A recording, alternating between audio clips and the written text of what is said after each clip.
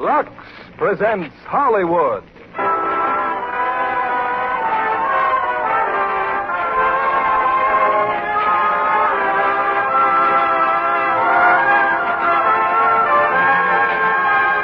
The Lux Radio Theater brings you Humphrey Bogart and Lauren Bacall in To Have and Have Not.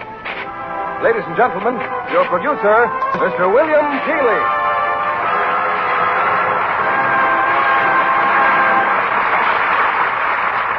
Greetings from Hollywood, ladies and gentlemen. We've had many premieres on the Lux Radio Theater. And tonight, on our 12th anniversary, we bring you one of Hollywood's most fascinating couples, together for the first time on the air. They are Humphrey Bogart and Lauren Bacall, co-starred in Warner Brothers' thrilling screenplay, To Have and Have Not. To Have and Have Not is a story of intrigue and action, with Lauren Bacall in the sultry and romantic role that won her instantaneous acclaim. To bring the Bogart family to rehearsals, we had to lure them from their brand new mountain home, where, along with a dog, 14 chickens, and 8 ducks, they are still in the process of getting settled.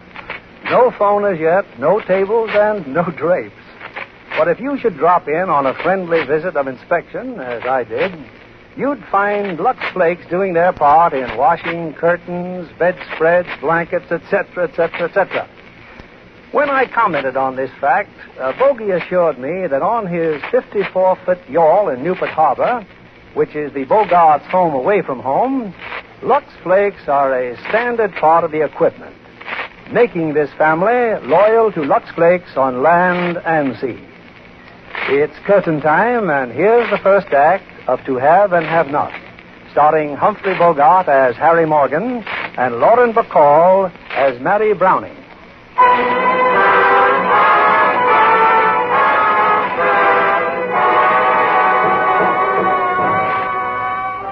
In 1940, following the fall of France, the rule of the new Vichy government stretched to a group of islands due east and south of the tip of Florida, the French West Indies, among them the island of Martinique.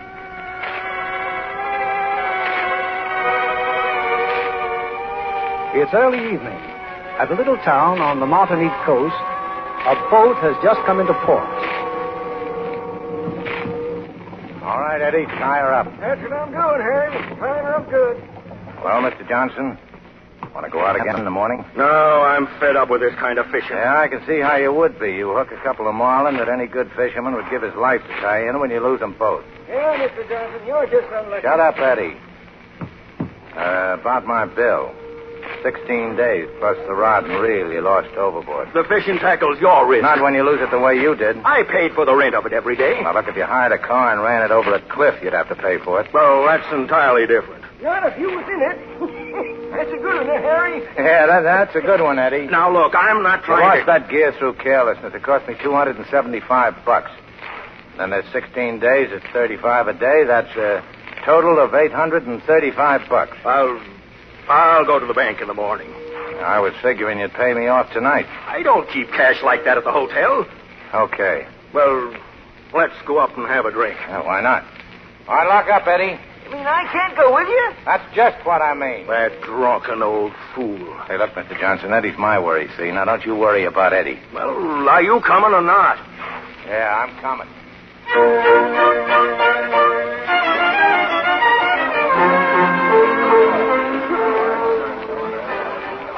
Well, monsieur, what luck today? Not so good, Frenchie. Couple of bourbons straight. What are you doing behind the bar, Frenchie? Oh, a small hotel like this, Harry, the proprietor does a little of everything. So, the fish would not bite, eh? Maybe tomorrow you do better, eh? Not me. I'm through. This is my last day. Oh, that's too bad, eh? Yeah. Well, here's to you. I'm going to wash up. That bill was $835. $835. Oh, Johnson. Yeah? What time tomorrow morning? After the bank opens, around 10:30. I'll be waiting. Harry, you are free after today? No more fishing parties? Why? There are some people who want to hire your boat. No, not a chance. They only want it for one night, Harry. They pay well. Well, I can't afford to get mixed up in politics. I would not speak it if it were not You important. better not speak at all. Company's coming. Company. Oh, good evening, mademoiselle. Anybody got a match? Oh, yeah. Here's a match. Thanks. Hey, who's that? She came in on the afternoon plane. Oh. Well, about my boat, I know what your sympathies are, and it's all right for you, but I don't want any part of it. They are coming here tonight, Harry, to talk to you. Well, then get word to them. They'd be wasting their time. Oh, I am sorry. Yeah, me too.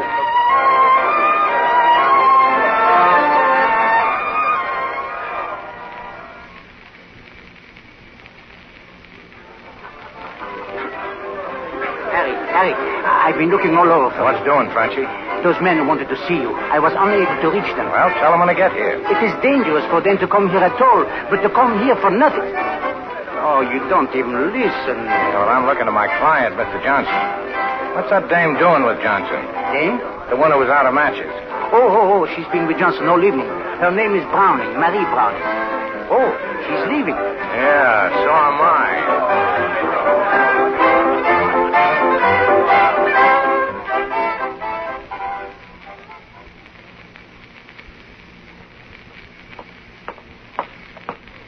How are you?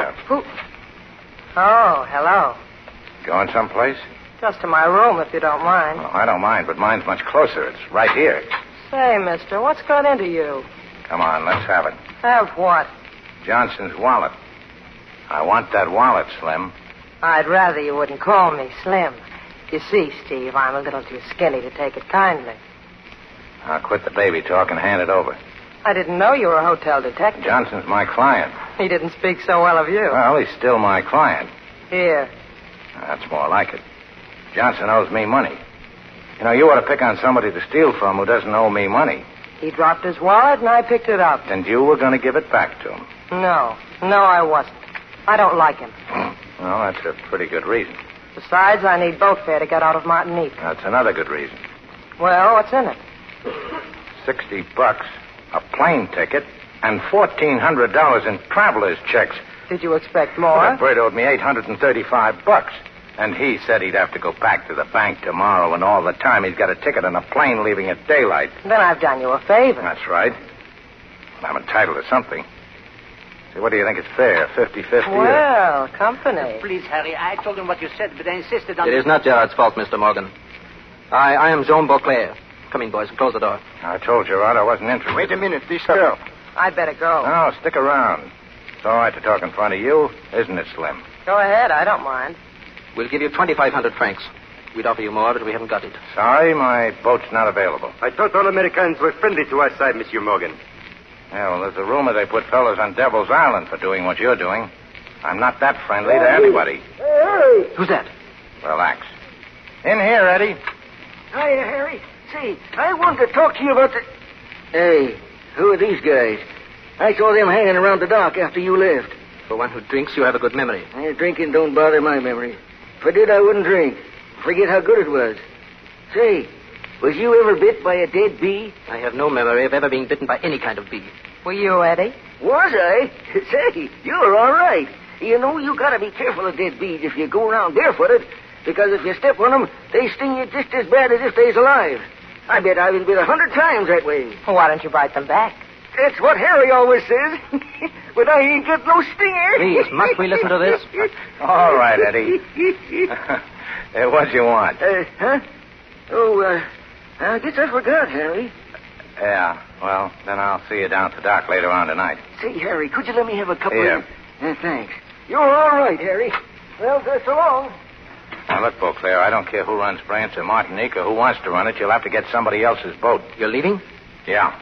Make yourselves at home. Good night, gentlemen. Sorry, Beauclair, but I got a client waiting downstairs. Come on, Slim. I want to see Johnson's face when you hand him back his wallet.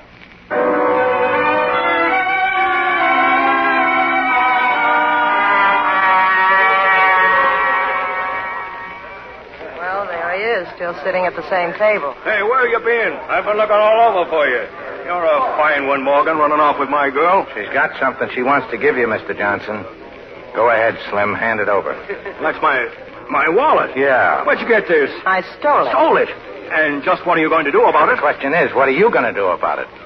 Maybe you'd better look it over. Oh, it's all right, I'm sure. Oh, you better be sure the plane ticket's still there. Goodbye, Mr. Morgan. You're not staying, huh? No, we're not staying. Excuse the interruption, Mr. Johnson. Now, look, I was going to pay you off. Sure, you were going to sign some of those traveler's checks, weren't you? I wouldn't skip out on you. Yeah, well, here's a pen. Start signing. 835. That's right, 835 bucks. Oh, what's that? What's going on there? Police. Look, Steve, those men are just in your room. They're after you. Pipe down, baby, and duck quick.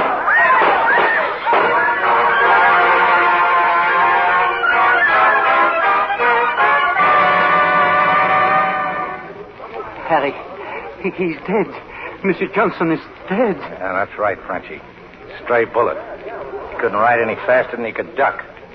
How do you feel, Slim? Oh, I'm fine, Steve. Just Another fine. minute and those traveler's checks would have been good. Has it struck you it might be an idea to get out of here? Oh, it is no use. They were after your friends, huh, Beauclair? Yes. You, Gerard, stay where you are. Remember, you know nothing? Hey, they're not regular cops. No, Sûreté Nationale. Gestapo, huh? Yes, quiet now, quiet. What happened to this man on the floor? A stray bullet, monsieur. His name is Johnson, an American. Unfortunate. Take him away. Your attention, everyone. There is no cause for alarm. Inspector Renard is only interested in those persons who have violated regulations. Monsieur Gerard. Yes? Headquarters for questioning. And you? Not nice to point, Lieutenant. The name's Morgan. Shut up. You, mademoiselle. Say, Steve, was you ever bit by a dead bee? You will come with us at once.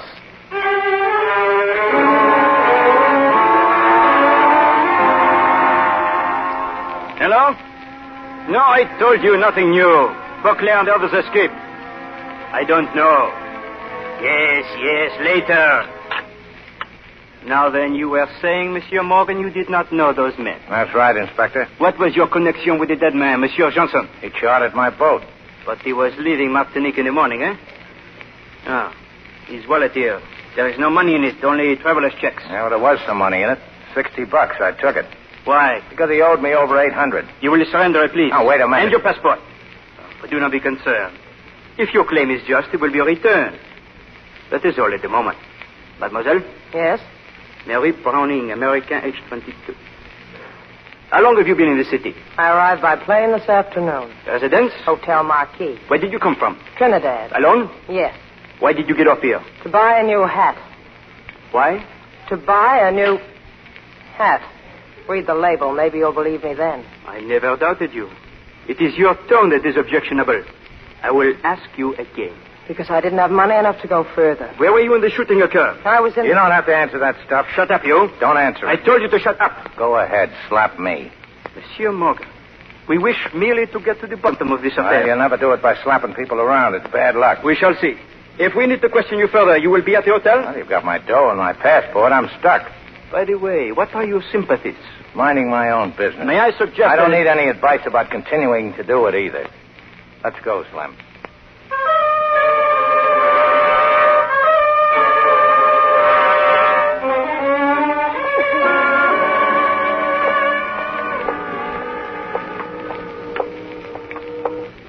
Oh, how do you feel? I'm breathing fresh air again, but I don't understand all this. What's it about, Steve? Well, you see that character Renard works for Vichy. You know what that is. Yeah, something you put in a drink, isn't it? Yeah, that's close enough. Well, the other fellows, the ones they were shooting at in the hotel there, they're free French. Most of the people on the island are, but they haven't been able to do much about it. You know, I could use a drink. Well, there's a cafe across the street, but... Uh-oh, I forgot. No dough. Those guys cleaned me out, remember? Maybe I can do something about that. Another Mr. Johnson, maybe. Oh, any objections? Well, if you're that thirsty, go ahead. You don't mind? I'll wait out here. If I get tired, I'll be back at the hotel. You're not sore, are you? Oh, why should I be? I won't be long.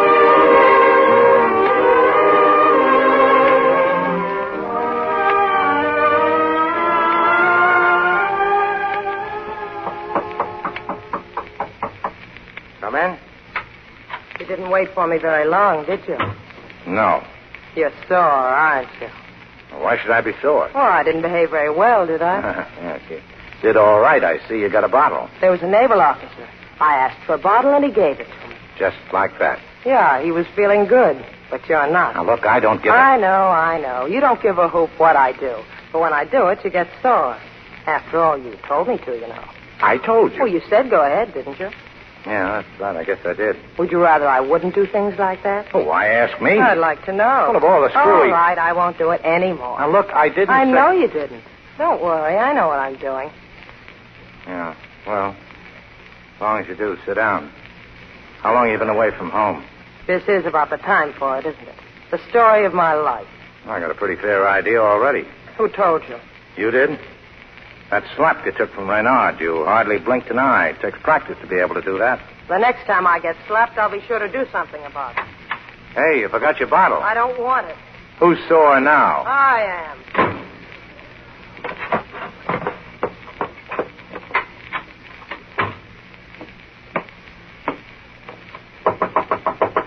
Who is it? It's me. The door's unlocked. Here's your bottle. I said I didn't want it. Oh, you are sore, aren't you? I asked you a question. You didn't answer me. I said you're sore, aren't you? Look, I'm tired. I'd like to get some sleep. What's made you so mad? I've been mad ever since I met you. Most people are. One look and you made up your mind just what you wanted to think about me. Well, go ahead. Keep going. You don't know me at all, Steve. It doesn't work, Steve. I brought that bottle up here to make you feel cheap. And that didn't work either. Instead, I'm the one who feels cheap, and I've never felt that way before. I wanted to... Well, I thought that... Oh, get out of here, will you, before I make a complete fool of myself. How long have you been away from home, Slim? About 6 months. Going back? How? Oh, what are you going to do here? I don't know. Get a job, maybe. Jobs are hard to get. Nice perfume. Remind you of somebody, Steve? No, this is a brand new one to me. Would you go back if you could? I'd walk if it weren't for all that water. Good night, Steve. Good night. Quit worrying. You'll get back all right. Could I see you for a minute? What the... Oh, all right. Open the door. Here's that bottle again. Yeah, that bottle's getting to be quite a problem, isn't it? Well, you want a drink? No. I thought you were so tired. I am. But you gave me something to think about. You said you might be able to help me. That's right. You're going to take that job with those men Frenchie brought up here? Yeah, if I can find what's left of them. But don't get the idea I'd take that job just to help you. I need money, too. Wait a minute. Here, can you use this? Oh, now, that's great. She carries her dough in her shoe. And I thought you said you were broke. Oh, you're awful good, Slim. I'd walk home if it weren't for all that water. Who was the girl, Steve? Who was what girl? The one who left you with such a high opinion of women. You think I lied to you about this money, don't you? Well, there's $32 here. Not enough for boat fare or any other kind of fare. But you can have it if you want it. I'm sorry. I still say you're awful good, and I wouldn't... I know. You wouldn't take anything from anyone. You know, Steve, you're not very hard to figure. Only at times. Most of the time, I know exactly what you're going to say. The other times, you're just a stinker. What'd you kiss me for? I've been wondering whether I'd like it. What's the decision? I don't know yet. Do you know now? Well, that was better. You're sure you won't change your mind about the money? Uh-huh. The money belongs to me, and so do my lips. I don't see any difference. Oh, I do. Okay. You know you don't have to act with me, Steve. You don't have to say anything, and you don't have to do anything. Not a thing. Oh, maybe just whistle. You know how to whistle, don't you, Steve? You just put your lips together and blow. You just put your lips together and...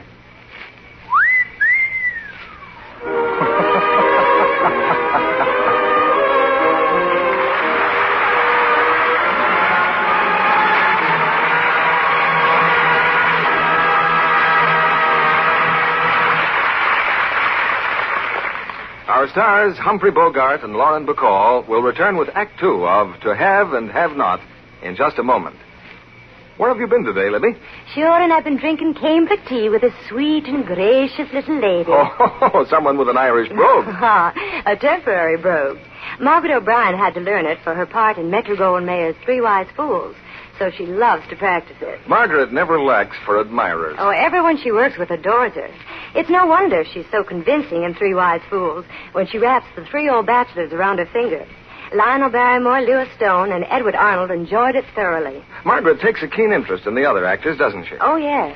I don't know whether she was more intrigued by a troupe of midgets who masquerade as fairies or by lovely Sid Charisse, the famous ballerina. Margaret dances in her next picture, so Sid taught her some ballet steps between scenes in MGM's Three Wise Fools. Sounds like quite a stocking risk for Sid. Oh, no. Her stockings hardly ever get runs. She told Margaret the fairies helped her. The fairies in a box of Lux Flakes? You guessed it. Having a box of Lux is just like having a troupe of fairy godmothers to help you. That's right. Lux Help stockings last twice as long, so you get the wear of an extra pair from every one you buy. That's just like having a fairy godmother present you with an extra pair. You're sure that's no fairy tale? Quite. We've scientific tests to back it up. Dozens of stockings were washed with Lux Flakes, the same number with a strong soap. Then strain tests were made to see how soon they'd go into runs. The Lux stockings lasted twice as long. Rayon, nylon, silk, and cotton all showed similar results. That's like finding extra stockings in every box of Lux. Remember, those Lux Flakes are precious. Don't waste them. Here's your producer, William Keeley. Act 2 of To Have and Have Not, starring Humphrey Bogart as Harry Morgan and Lauren Bacall as Marie.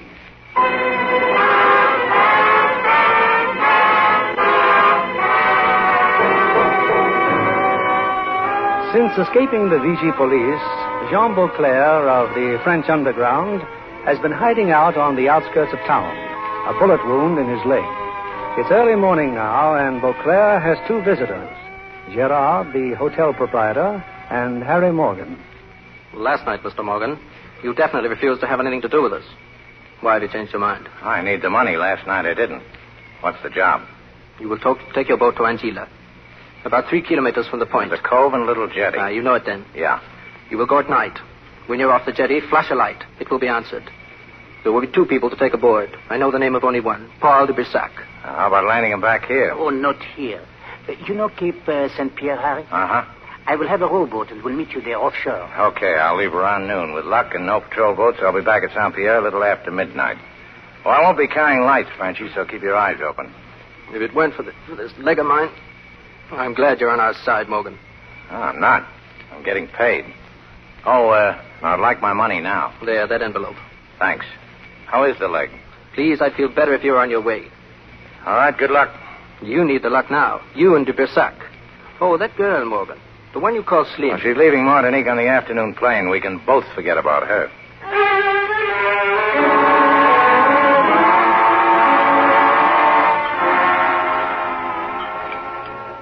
Morning, Steve. Have some breakfast? I had mine 2 hours ago. What have you been doing? Arranging so you could get in the afternoon plane. Can you make it? Sure. Frenchy here will see you get the ticket. Gladly, if you wish. You took that job, didn't you? Yeah. I figured this way you wouldn't get your feet wet. You want me to go, Steve? Yes. I want you to go. Okay. Help her get on that plane, will you, Frenchy? I will. Well, I've got to get down to the dock. I probably won't see you again. If I ever do get up your way, Yes, do that. I'll leave my address with Frenchie. Yeah. Yeah, maybe I'll know how to whistle by then. So long, Mr. Morgan. Well, it was nice while it lasted. Perhaps it is better this way, Miss Browning. A strange man. Very strange. Yeah.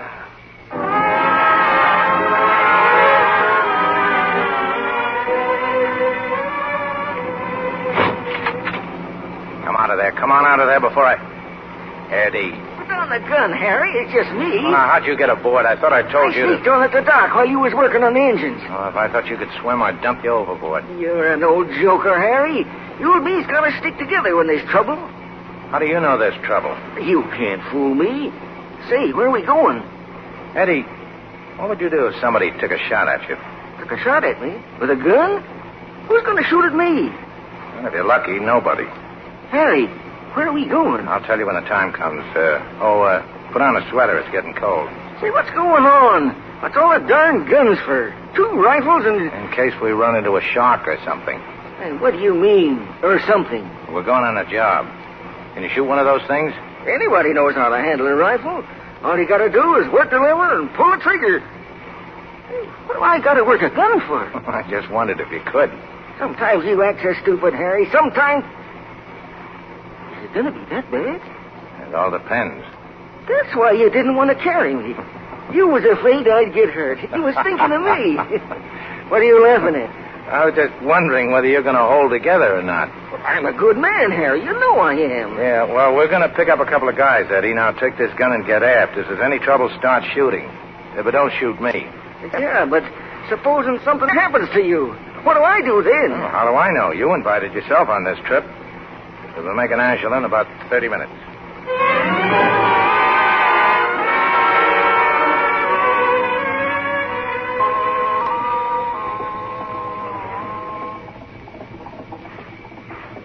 There they are, Harry. Standing on the jetty. I see them come out of the shadows. Turn off that flashlight. Yes, monsieur. All right, get aboard. There's a strong tide here. We are coming. Who are you, please? Beauclair sent me. My name's Morgan. It's all right, Helene. Quickly now.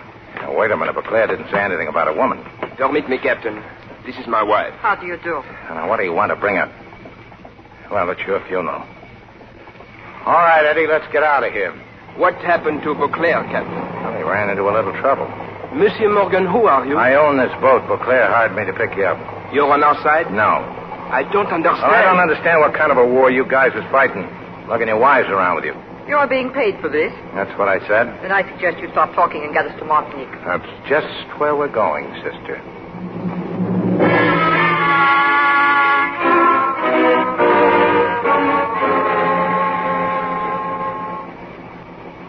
We'll hit the Cape pretty soon, Harry. You want I should store the rifles? I said you want I should store... Shut up.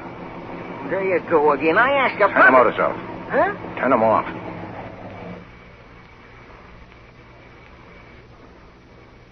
See anything? Do you hear anything? No. Listen.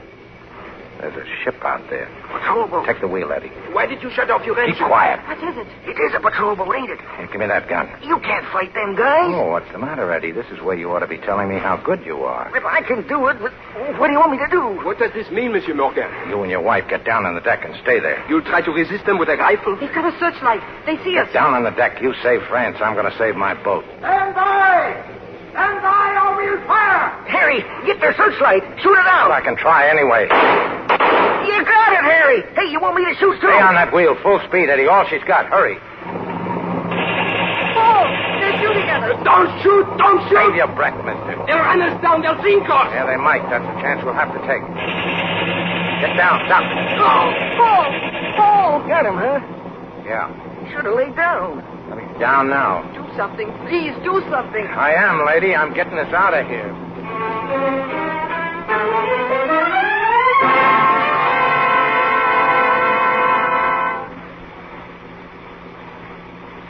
Coming in on the Cape, Harry. Yeah, take over for a while and watch for Frenchy's boat. Well, how's your husband? Please, help me get him on his feet. Now, we'll leave him where he is. It's just his arm. Besides, I don't want him bleeding all over my cushion. How can you be so heartless? That's something I ask myself at least once a day. Now, we'll be picking up Gerard any minute. He'll take care of both of you. Where will he take us? I don't know. There he is, Harry. Okay, slow down and watch the drift. Can't I get a drink now? Just one. Sorry, Eddie. I need one worse than you do.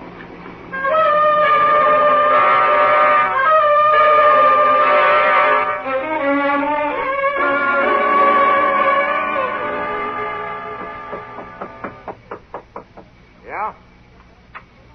Hello, Steve. Ah. That all you got to say? Oh, what's the idea, Slim? What happened to that plane? I missed it. Why? Didn't you like the accommodations, or I didn't just you... decided to stay. Oh, now, look, Well, I've been to a lot of trouble to get you out of here, and That's why I didn't go. Not sore, are you? well, it'd be all right if I had any dough. I But... got a refund on the ticket. Here. Oh, that's going to help a lot. I'll be all right, Steve. I've got a job. Frenchy seems to think I can sing. Well, it's his place. Sometimes you make me so mad I Harry, You could watch. Harry, I need your help. The Bursaki is badly wounded. Well, the bullet hit the gun first and is practically spent. All you got to do is get somebody to take it out. We don't dare call a doctor. You could... Me? I'm hotter than any doctor right now. Don't you think they recognize my boat? All I got to do is walk out of here. You don't have to go out of here. The Bursac is in the cellar. So, why didn't you put him in the goldfish bowl in the lobby? We had to do something. They're watching every road out of town. Hell, Slim, you see what you got yourself into sticking around here? I'm ready to leave any time you are. Oh, Harry, Not a please. chance.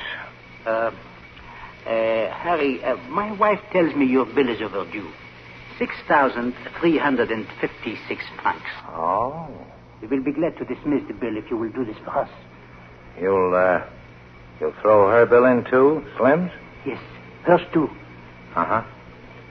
Okay, you'll find a medical kit inside, Slim. Bring it down to the cellar. Sure. And bring some boiling water, too. Get away from him. You're not to touch my husband. Well, that's all right with me. Oh, Harry, please. She's not herself. Now, look, lady, they can't get a doctor without giving the whole show away. I won't let you do it. He's not badly hurt. He's unconscious because he's... Oh, come in, Slim. Hello. Miss Browning, this is Madame de Boussac. Who are you? Nobody, just another volunteer. What'll I do with this water, Steve? I dropped these instruments in it. You better get out of here, Mrs. de Boussac. You may not like this. I'll be all right. Then hold this can of chloroform. If he comes to while I'm probing, pour some on this cotton and give him a whiff. Don't open it until I tell you to. His arm. Look at it. How can you? Oh, fine. She's out. Like a light. Madame. Oh, now, let her alone, Frenchie. Slim, any chloroform left? Some, enough maybe. All right, fan those fumes away or we'll all be out. Hey, wait a minute, not towards her. Well, keep your fingers crossed.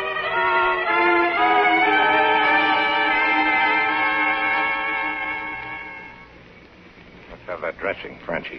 Here, Harry, here. Bandages? Now, you and Frenchie can do that. Adhesive tape in the box. I'm afraid the patient's going to recover. Well, I better get Mercy up off the floor. She may catch cold. Oh, she's all right. Just fainted. I've got her. What are you trying to do? Guess her weight? Oh, she's heftier than you think. Maybe you'd better just look after her husband. He's not going to run out on me. Neither is she. Yeah, when you're finished, go upstairs and get some sleep, and thanks for your help. I'd rather stay here. You heard me. Oh, for the love of... Now, what did I do? You know, Harry, before I told Miss Browning you are a very strange man. Now I tell you, she is a very strange girl. Yeah. Funny. That is what she said. Yeah.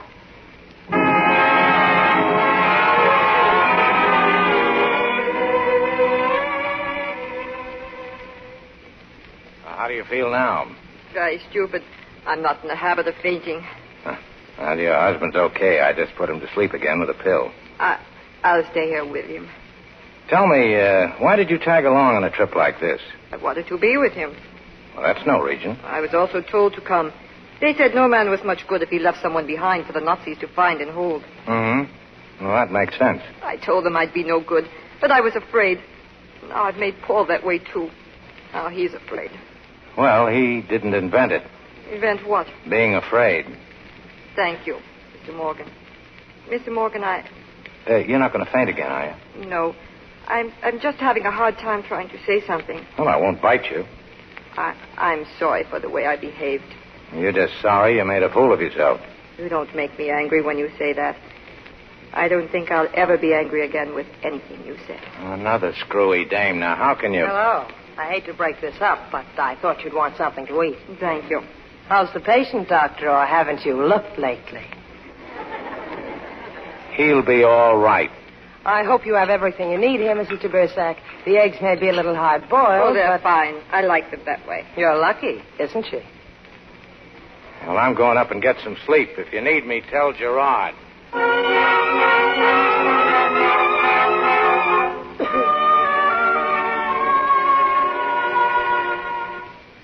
I followed you up here, Steve. Do you mind?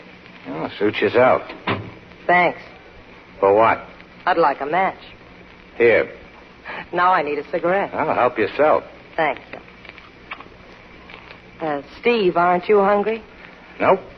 Let me help you take your shoes Look, I'll off. take my own shoes off. All I want to do is get some sleep. Then I'll fix you a nice hot bath. You'll sleep better. Look, Junior, I'm not hungry. I'll take my own shoes off, and I don't want a nice hot bath. You mean there's nothing I can do?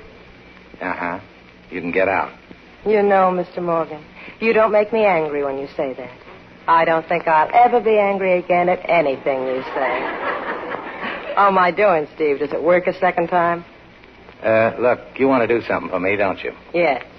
Okay, then try this. Walk around me. No, go ahead. Walk around me. I don't get it. Did you find anything? No, Steve. There are no strings tied to you. Not yet. What do you mean, not yet? Come here. I like that. Except for the beard. Why don't you shave, Steve, and we'll try it again sometime. Harry. Yeah, Frenchie? Monsieur, Inspector Renard. You better come right down. Oh, no, not now, Frenchie. I got to shave. Harry, he's got your men. He's got Eddie. He's got... Eddie? Yes, he's giving whiskey. He's asking questions. Oh, well, I'll be right down then.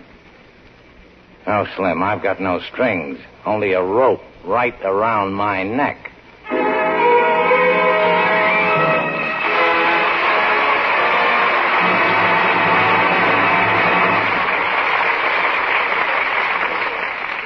We pause now for station identification. This is CBS, the Columbia Broadcasting System.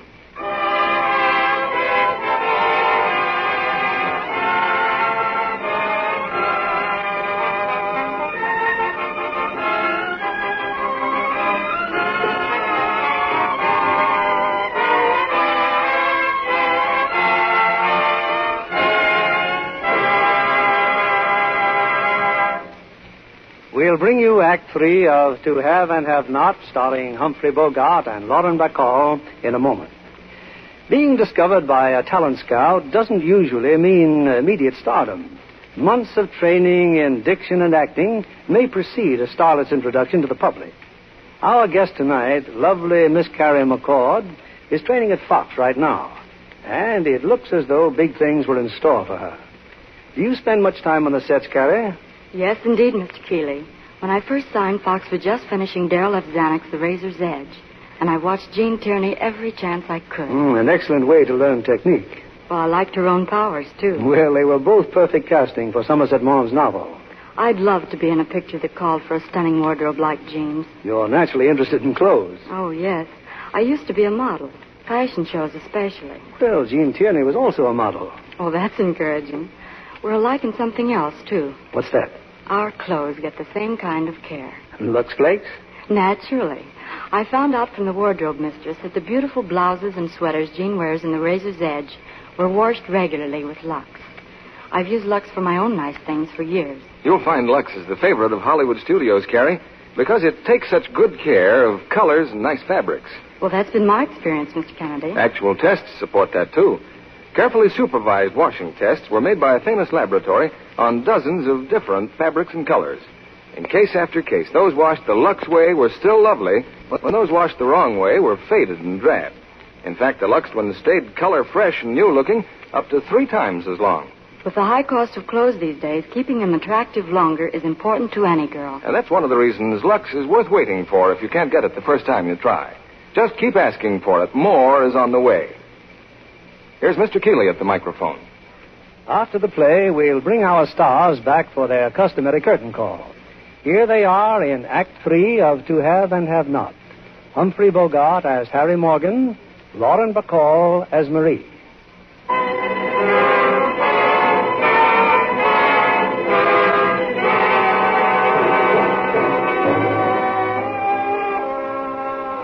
It's a few moments later. In a corner of the hotel bar, Harry Morgan finds Inspector Renard and Sergeant Coy of the Secret Police. Seated between them is Eddie. We are buying your friend a drink, Captain Morgan. We find Mr. Eddie very entertaining when he drinks.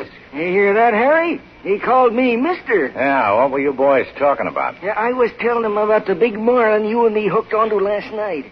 Oh, yeah. That fish was so big, me and Harry could hardly budge him. Yeah, that's right. Must have weighed 1,000 pounds. Every time he takes a drink, the fish grows larger. Well, judging from what's left in this bottle, he must have started with a mackerel. And how did you finally manage to land such a great fish? Oh, didn't Eddie tell you? We didn't land him. We ran into a German submarine. Oh? A German submarine? Well, whatever it was that opened fire on us, I didn't stick around to find out. I do not think anybody could give a more logical explanation for refusing to obey the challenge of our patrol boat. Patrol boat? Oh, so that's what it was. Now, Eddie kept saying it was a patrol boat, but I wouldn't believe him. Now we get down to business, eh, Morgan? What about your passengers last night? What passengers? The ones you brought over from Angela. Would $500 refresh your memory? Oh, my memory's pretty good. For instance, I can remember you're the guy who lifted my passport and all my cash. And if your passport, the money were returned? Including the $835 Johnson owed me? Why not?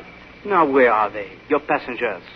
Well, if these people are as important as you seem to think they are, they're going to be pretty hard for me to find. For a man of your resourcefulness?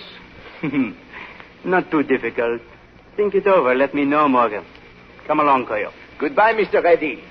See me again when you get thirsty. Them guys don't think that I'm wise, do they, Harry? They was trying to get me drunk. They don't know me, do they? Well, what happened? What did they want? The Bersac. I heard you're arranging a deal. Bernard thinks you will turn them in, eh? Well, that's what you want him to think, isn't it? What will happen? Well, Bernard hasn't searched this hotel yet, has he? No, not yet. Well, here's your answer. Bernard doesn't want just the Bersac and his wife. He wants the whole setup. And what shall we do? No, it's not we. It's you. And you can't do anything until the Bersac is strong enough to move. Now, how about some breakfast? Sure. I thought you didn't want any breakfast. Oh, how are you, Slim? I asked you before if you were hungry. Sit down. Hey, you know, Harry, them guys, they were trying to find out something. What do you suppose it is?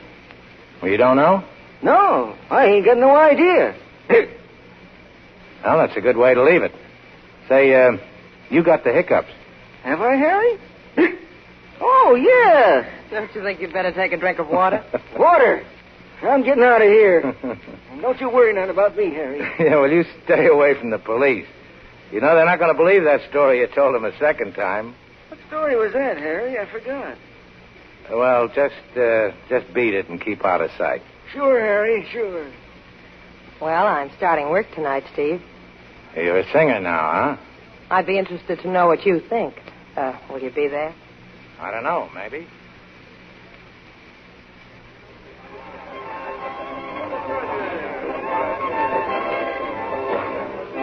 So you decided to drop in, huh?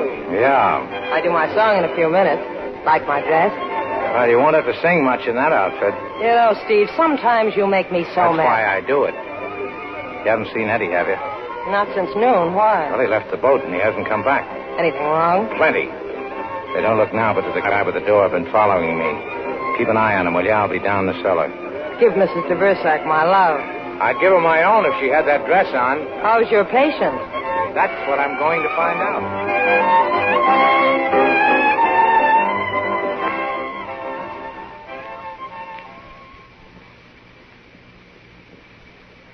Much better, Harry, you see? There has been no bleeding all afternoon. I am very grateful, monsieur, believe me. Well, you won't need me anymore, de Bersac. Frenchie, I'm pulling out. When? As soon as I can find Eddie. Missing? Yeah. You wouldn't go without him?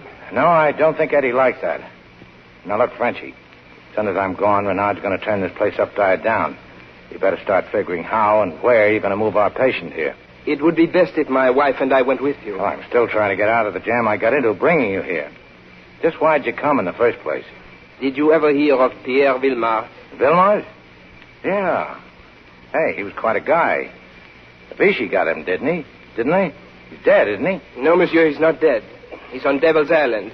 They sent me here to get him. He's a man whom an oppressed people will believe in and follow. And just how are you going to get him off Devil's Island? You don't think much of me, do you, Monsieur Morgan? You're right.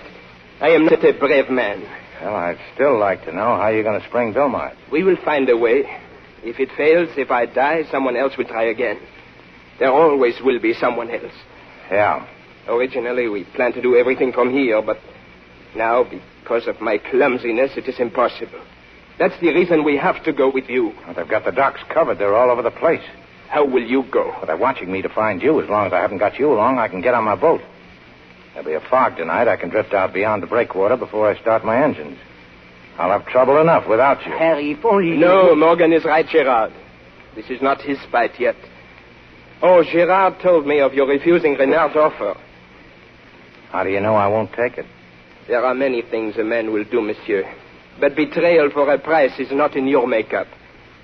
Well, good luck. I hope you find your friend. Thanks. Well, I'll be around, Frenchie. There are a few things I want to talk to you about before I blow. I'll be up presently.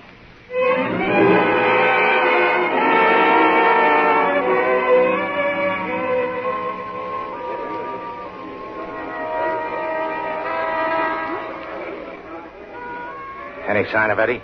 No. Your friend's still at the door. Yeah, so I see. I've got a hunch the whole thing's going to blow up, and soon. Any plans, Steve? Few. We're going to pull out of here tonight. We? Yeah. As soon as I can find Eddie, and don't look so happy about it. It'll be rough. I'm broke. If we do get out, it'll be with a couple of 100 gallons of gas and a few francs, just enough to get us to Port-au-Prince, maybe. I've never been there. I don't know when you'll get back home. It could be a long time. Could be forever. Or is that what you're afraid of? I'm hard to get, Steve. All you have to do is ask me. How long will it take you to... Oh, no. Wait, break it up. We're being watched.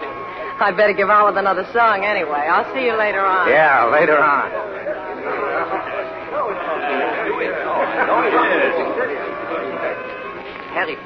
Harry, she wants to see you, Madame de Bursac. Now, look, Frenchie, that's all over. I just took her to your room. You what? Please, Harry, she has to talk to you. Okay. Tell Slim I'm... And I'll come to think of it, don't tell her anything.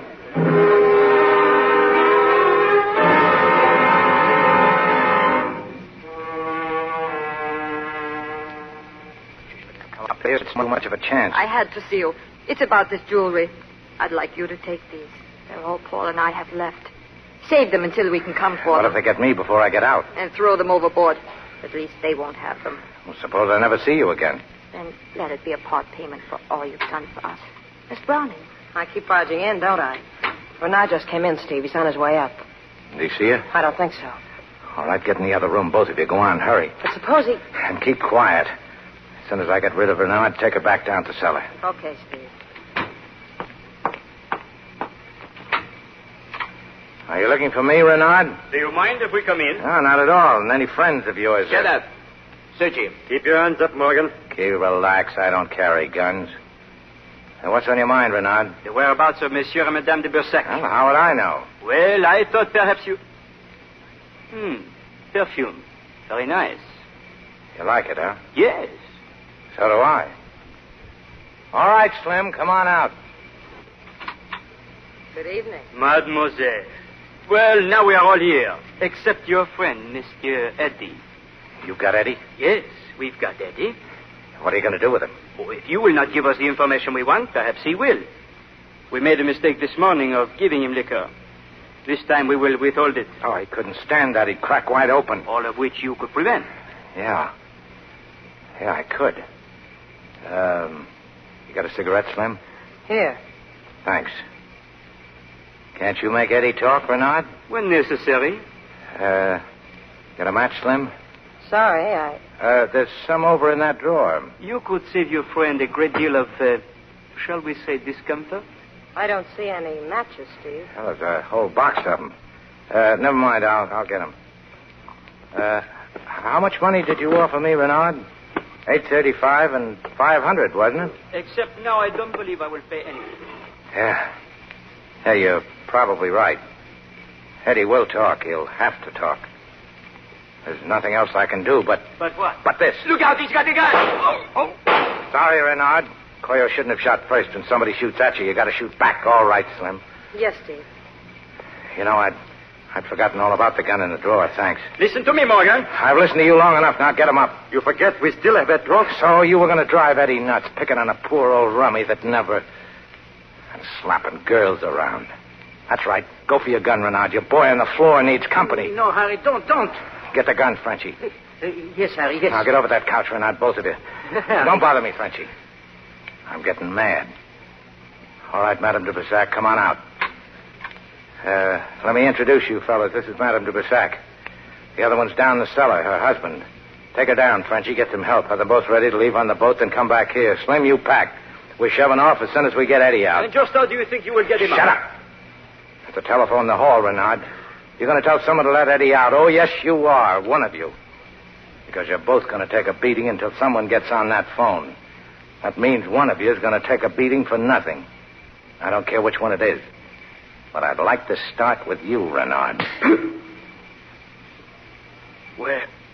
Where is the phone? I'll show it here just as soon as you tie up your partner here. Yes, you hear me? I said you will release him immediately. Tell him you'll explain later. I will explain it later. Do nothing till you hear from me. Then I'll take the responsibility. Goodbye. Thanks, Renard. Now back to my room. You've got some harbor passes to fill out.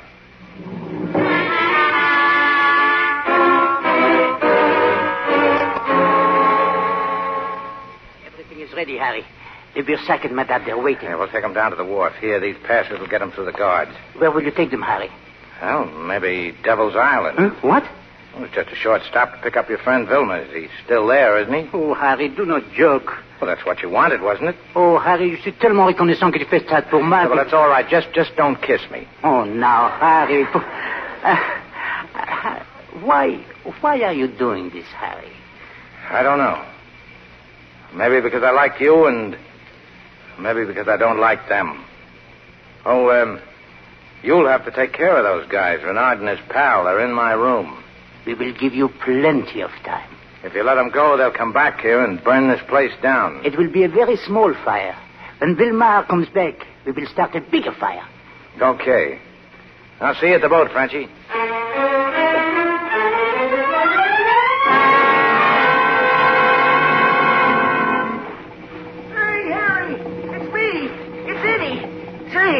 How's everything been going, Harry? Everything is all right now. You look glad to see me.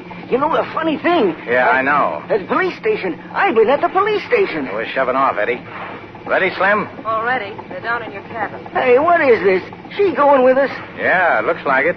She and those people we picked up. But, Harry, you mean... Oh, what's she got to... Who are you? Was you ever bit by a dead bee? Was you? Yeah. You know you got to be careful of dead bees. They can sting you just as bad as live ones, especially if they was kind of mad when they got killed. I feel like I was talking to myself. I bet I've been bit 100 times that way. Why don't you bite them back? I would, only I haven't got a stinger. Now I remember you. You're all right. She can come, Harry. It's okay with me. Thanks. Now, I'll have the two of you to take care of, won't I? Yeah, that's right, Eddie. Throw off that line. Sure, Harry. All clear. Well, here we go, Slim. Yes, here we go. You don't have to act with me. That's what you said, remember? You don't have to say anything, and you don't have to do anything. Oh, maybe just whistle. Hey, well, I've been practicing. Oh? Listen. You feeling happy, Slim? What do you think?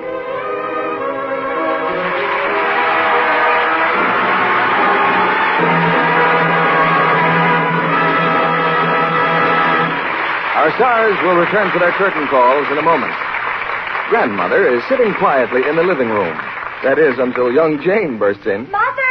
Your mother's out, Jane. What is it? Oh, hello, Grandma. Look what I just bought. A ducky new slip. Do you mean to say your mother allows you to wear things like that? Well, why not? What's the matter with it? Silk and lace. Why, in my day... But it isn't silk, Grandma. It's rayon. And I've looked all over town for a blue like this. We wore sensible clothes when I was young. Oh, but, Grandma, pretty undies make you feel so wonderful. Sheer extravagance. Not really, Grandma. I've got lots like this, and they wear and wear. You see, I use Lux. You take care of your own things. Well, I should say so. On my clothes allowance, I can't afford to have them wear out fast. With Lux Care, they look simply swell. Sensible Jane. Lux Care really does keep pretty undies lovely longer. Up to 3 times as long, in fact, color tests show.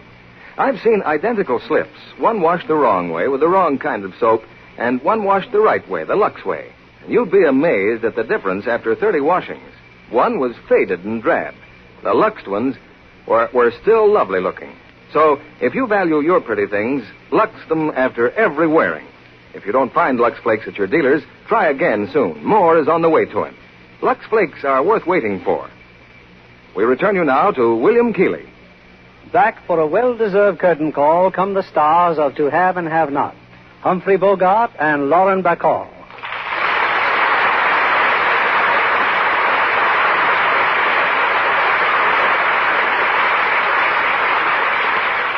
Lauren, all our heartiest congratulations on your first appearance on the air. I'm sure there'll be many more. Thank you, Bill. Hey, see, that wasn't so bad now, was it?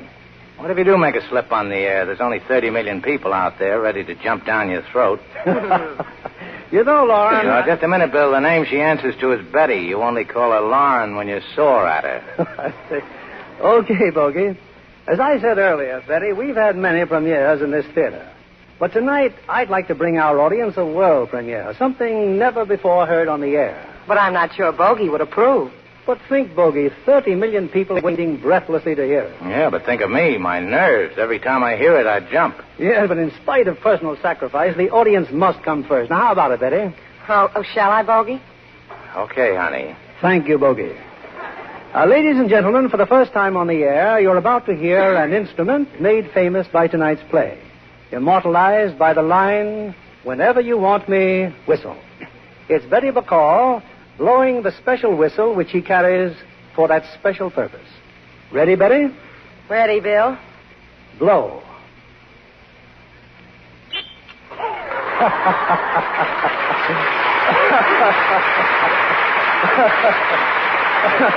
Well, Bogey, I can see how you'd find that whistle irresistible. Incidentally, Betty, I notice you don't use it in your current Warner Brothers picture, The Big Sleep. No, she doesn't need to. She has me hooked right from the beginning of that picture. Well, both of you do a splendid job in bringing Raymond Chandler's mystery to the screen. Thanks, Bill. What do you have coming up on Lux next week? Next Monday night, we bring our audience a household full of humor, drama, and romance. It's Paramount's recent screen success, Miss Susie Slagles, starring Joan Caulfield, William Holden, and Billy DeWolf. One of the newest and brightest stars of Hollywood, Miss Caulfield plays her original screen role, as does Billy DeWolf, in this poignant story of a group of students in pursuit of fame and happiness and love. Oh, that ought to make a great hit with your audience, Bill. Good night. Good night. Good night, and many thanks to both of you.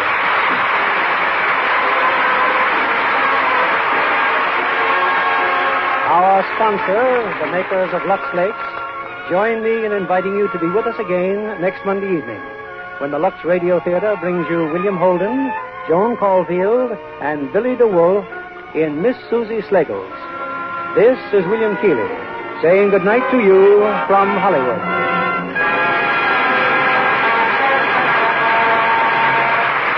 Suppose you had to do without a month's supply of soap. That could happen if used fats aren't turned in by the housewives of America. Scores of major industries need oils and grease, yet there's a shortage of oils all over the world. So if they're going to keep going, they must boost their supplies with used fats or cut into the supply of fine soap-making oils. And that would mean less soap for you. So don't throw a single drop of used fat down the drain. Your dealer will give you 4 cents for every pound. Heard in our cast tonight were Tim Graham as Eddie, George Sorrell as Gerard, and Jack Crucian as Inspector Renard. Our music was directed by Louis Silvers. This is your announcer, John Milton Kennedy, reminding you to tune in again next Monday night to hear Miss Susie Slagles with Joan Caulfield, William Holden, and Billy DeWolf.